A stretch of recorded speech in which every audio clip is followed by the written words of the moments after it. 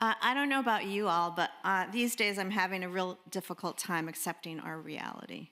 I can't even listen to NPR. I have to turn it off whenever I hear people's voices or things that are going on. And one of my escapes is by reading. I love to read fiction, science fiction, mysteries, anything that'll take me out of this world.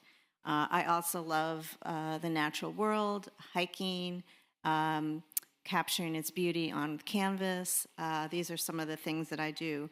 I enjoy music, especially at the church when the choir sings so beautifully.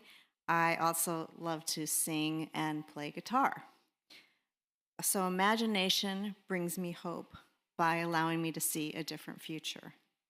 And this reading is called Awakening to the Imagination by Landmark Journey Ministries. Imagination isn't just a force that drives us forward toward a better future. It also pulls the sacred into our impoverished present. Imagination is what transforms trees from potential firewood into wise friends. Imagination is what moves us from lording over the natural world to seeing ourselves as a part of it. Or to put it another way, imagination is what gives the world a soul. And not just the natural world, but the ordinary world too. Through the lens of imagination, everyday experiences become precious, even mystical. For instance, the laughter of our children becomes the sound of angels. Sunshine on our face becomes a way that life expresses its love for us. The ocean is able to speak, telling us that we are freer and have more choices than we think. And a simple act of kindness from a stranger shimmers, and through it, life says to our burdened heart, "This soon shall pass. Everything will be okay." Yes, this is what imagination does. It enables us to hear the world speak. Imagination can be the spark, the first flicker of any new creation. It's where we dream freely, where we see what could be before it's fully formed. But imagination alone is like a ship docked in the harbor. It might be sleek and it might be fast, but it doesn't go anywhere until someone sets the sail. Nothing is accomplished with imagination alone. Whether it's through words, reflection, or just showing up fully present, we need to blend imagination with action. So, I encourage you to shed the robes of disillusionment that we're carrying right now. We need to work together to allow our dreams to become reality. Every little bit helps. By taking a small step hand in hand, we can be more successful. In closing, this is a poem by Ashish Ram titled "The Power of One." One song can spark a moment. One flower can wake a dream. One tree can start a forest. One bird can herald spring. One smile becomes a friendship. One hand clasp lifts a soul. One star can guide a ship at sea. One word can frame the goal. One vote can change the nation. One sunbeam lights a room. One candle wipes out darkness.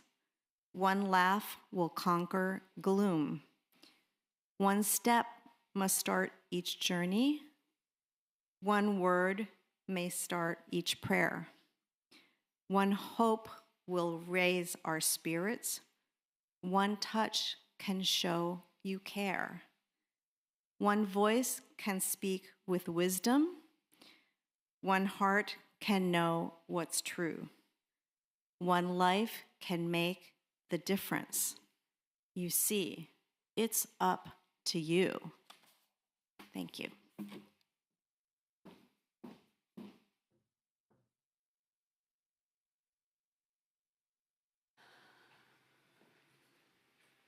Thanks, Vivian, and thanks for sharing one strategy for facing these days, taking a break to escape into something we love, or simply inviting ourselves into stillness. When it comes down to it, it is an essential survival strategy, and we all need those in times of laughter, in pain, times of stillness, in chaos. In the midst right now with so much suffering, it's normal, except for empaths.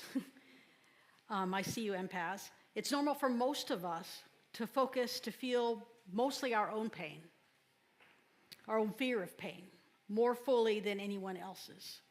Even if paper cuts, right, they call for attention. It might be the smallest thing, but we put all our attention on it. It's an important spiritual practice to tend to ourselves without comparing or feeling bad about feeling bad or feeling depleted, to fill your tank in whatever way you need to. Yet another spiritual practice in times like these is to remain open, to open wider somehow, to embrace that all suffering is related, that we're one human family. In that way, no one is fully alone, but many certainly feel that way. Many of you here this morning, you've come to sing, to listen, to be around others, and it takes no imagination at all for you to see that none of us this morning are all alone. Not really. In this moment, at the here and now, we have each other for a time in big and small ways. We're doing something in common. Whoever you are today and wherever you've come from, welcome. I see you. I invite you to stand and look around the room for a moment and let others know with your eye contact that you see them too and that you're glad they're in the room. Well, you don't have to do it from standing. You could do it from seating too, but send some love.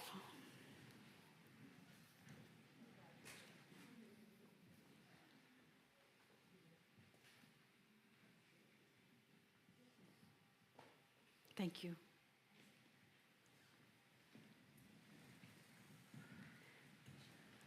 This month's Soul Matter theme is imagination. And often we use that word imagination as a synonym for something pretend, not a part of reality. But that's not always the case. Imagination is very real. More, it can launch the future even if it takes a long time. Some of you will remember Star Trek.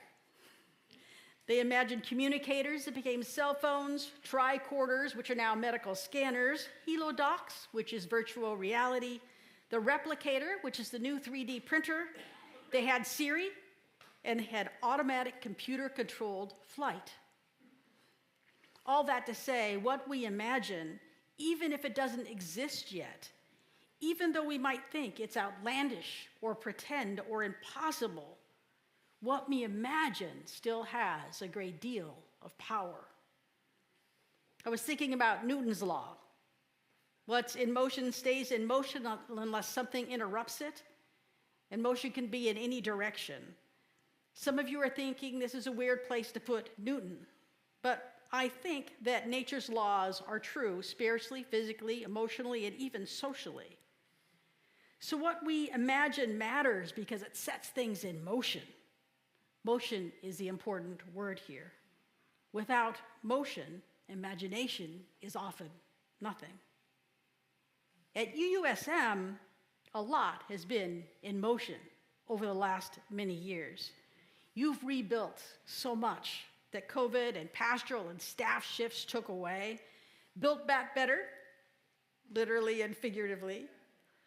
Your imaginations have been building, creating, and are still working diligently. And I'm so excited for you. And some of us are opening wider in the ways we can to those outside these walls. Some of you marching this last weekend for values most of us claim to hold dear. Some taking action against values that we don't support. When I say we, I don't mean that we all agree about all of these things, just that many of us are giving public voice. A long time ago, a nun said to me, "I will never march against anyone or anything. I always march for something, because what we give power to makes motion that matters." I've never forgotten that. It seems like in times like these, it's especially important to be aware of what we are putting motion into, what we are giving energy and power to, what we are imagining for ourselves and for the places we love. It's the anniversary of the Children's Brigade in Birmingham, Alabama. After so much violence was done to the adult protesters, they imagined that maybe the children would be more successful. After all, what kind of animals would beat children? So in 1963, black children marched for civil rights. But before long, dogs and hoses began to be used on them. They kept coming. They had something to march for, imagining their impact in spite of the pain. And it was children who shamed a nation. Their action, the action of children, had a major impact that led to desegregation in Birmingham and paved the way for the Civil Rights Act in 1964. This week, I heard two pastor friends reflecting on trips to the Civil Rights Museum in Birmingham, both reflecting on the impact of that visit on them. One said, "I keep thinking about how my ancestors were so resilient." This week, we celebrate Cinco de Mayo, a celebration of the Battle of Puebla. It's not widely celebrated in Mexico itself, beyond Puebla, but it was a moment when a smaller power imagined they could overcome a much stronger aggressor, and they fought for something. For Jews, it's Hanukkah, a nearly hopeless attempt to reclaim the temple that succeeded. We celebrate Dunkirk this month. Look it up. We can use our own imagination, imagining the resilience of ancestors and claiming that resilience as our own strength, remembering that the roots in each of us who fought for fairness and justice exist, those who fought for survival in their own time at great risk. My own spiritual ancestors, Troy Perry, the Imagineer, I wanted to use that because it's a Disney word and I really like it, the Imagineer of my queer denomination. He suffered a great deal, as did most of the early founders of my denomination. Threats and violence, crosses burned on lawns, churches built and then burned to the ground. But when I imagine them, when I bring them to life in my mind, I ask myself, if they survived and fought, how can I do less?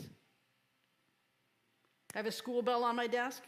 My grandmother was convinced that my great-grandmother carried it and rung it in the suffrage marches. I carried it too, on the first day of legal same-sex marriage in California, ringing it outside the courthouse in her honor, while we did a joyful day of many weddings. My imagination of a woman I never met keeps me in motion. The UUA is full of justice fighters. Your denomination, like mine, was built for such a time as this. Don't forget, we were built for times to take a stand. Last week, Reverend Tovis talked about Robin Wall Kimmerer and her book, Braiding Sweetgrass. Reverend Tovis reflected that with all of today's challenges in religious community, we have the opportunity to build a counter-bunker, that life isn't fundamentally about what we earn or what we make of ourselves by ourselves. It's really about birthright and belonging, reciprocity and connection, circulation, flow. It's about a bowl of berries freely given by plants in trust that we will uphold our end of the bargain by dispersing the seeds. And so the bowl is refilled. Religious community is like that too, at least it can be if we choose to make it so, unquote. I would offer today that the opportunity to build that bunker is deeper and wider. That we employ our imaginations not only to put in motion those things we would like to see for ourselves, for our nation, for our families, for the world, but that we use our imaginations to remember all the times ancestors have succeeded against all odds. Imagine ourselves as related not just to each other, but to generations before that. Our people were resilient. Let us use our imagination to go and be likewise. And if you feel safe right now, not under threat, then get in the bunker with us and use your power for good. Let us work to see that no one has the illusion of being completely alone, unseen, or unwanted. See each other, see strangers. Recognize that they too are human, maybe even hurting. Open doors for strangers and smile if you can. Even the big burly ones that look a little scary to little people like me. Delay your horn unless you are actually avoiding an accident, and don't ring it just because you're grumpy. Be kind while all those who should be our leaders are being openly cruel. To those of you who have been parents, I would suggest that it's time to practice the look of loving disappointment that you mastered long, long ago, and yet you throw it with confidence at adults behaving badly. I know you're not used to using it in public against other adults. We all try to be stoic, but this is the time when it might be good to use it. You can walk away quickly. It's not about confrontation. It's about an invitation to rethink, just as you've used it before. Sometimes you may have to use this after opening the door and smiling. Actually, it works better that way. Gather in communities, in places of welcome. Sing, provide every support you can to keep places like that, and ponder the ways that you show up. The other things you can give, not just here, but to any place of rest and safety, not just yours, but places for others too, that offer strength for what happens around the next corner. Dream together about what we are working for in big and small ways. Do it respectfully, with our hearts in a holy place. Give to Homework Central today. Make your pledge to UUSM today. Remember, you have a new minister coming. Make her first year as worry-free as it can be, and step up and make us more resilient by making a gift that is meaningful to you, because spiritually it's not the amount of money that counts. It's the amount in relation to your own ability. It's a reflection of your commitment, your fire. Count every blessing today, and know, based on your experience and the experience of your ancestors, that even the biggest challenges can be overcome when we work together, and that there is joy in it. If you haven't been a chance to be on the street in some kind of a gathering or a protest for something or a pride march, there is so much joy in it. Even when they had cameras around the corner and I was afraid of losing my job, and I could have lost my job back then, there was great joy in it. So that was kind of fast. My suggestions are this. Take care of you. It feeds resiliency, just as it fed the resiliency of many who came before us, imagining a better situation and embracing values of resistance and resisting violence. Remember, no one is truly alone, and do what you can to remind one another, even strangers, of that truth. Give motion, work for things you wish for. Attend places that feed your soul. Find strength in gathering. Give gathering strength of your support. Reciprocity helps build the bunker. May it be so. Amen.